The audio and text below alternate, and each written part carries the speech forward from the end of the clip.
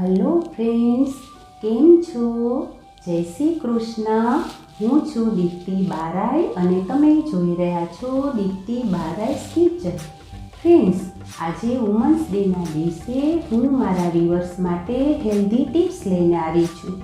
Friends, housewife હોય કે working woman હોય, દરેક વુમનની લાઈફ જવાબદારીથી ભરપૂર હોય છે. ઘરમાં બાળકોની સાથે વડીલોની સાર સંભાળ કરવામાં અને ઓફિસના કામમાં દિવસ ક્યાં પસાર થઈ જાય છે તેની ખબર જ પડતી નથી. સ્ત્રી એટલે ત્યાગ, પ્રેમ અને સમર્પણની મૂર્તિ. ફ્રેન્ડ્સ, આ બધી જવાબદારી સારી રીતે નિભાવવા માટે આપણે તંદુરસ્ત રહેવું ખૂબ જ જરૂરી છે.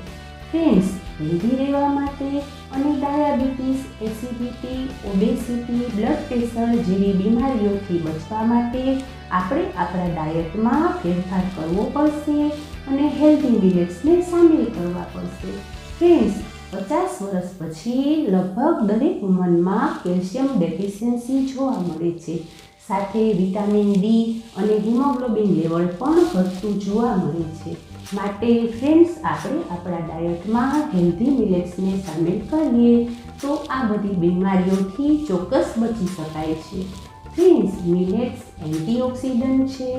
દરેક મિલેટ ગ્લુટન ફ્રી છે. મિલેટ્સમાં પ્રોટીન, ફાઇબર, કેલ્શિયમ સારા પ્રમાણમાં હોય છે. મિલેટ્સ વજન ઘટાડવા માટે પણ ખૂબ જ ઉપયોગી છે.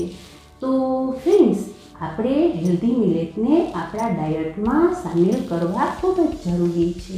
ફ્રેન્ડ્સ, મિલેટ્સ કેટલા પ્રકારના છે અને એના ફાયદા કયા કયા છે એનો એપિસોડ મેં અગાઉ બતાવેલો છે, જેની લિંક મેં ડિસ્ક્રિપ્શન બોક્સમાં આપેલી છે. તો ચાલો ફ્રેન્ડ્સ, આજે વુમન્સ ડેના દિવસથી જ આપણે આપણા ડાયટમાં હેલ્ધી મિલેટ્સને સામેલ કરીએ અને આપણે તંદુરસ્ત રહીએ. Happy women's day. Thank you. જય શ્રી કૃષ્ણ.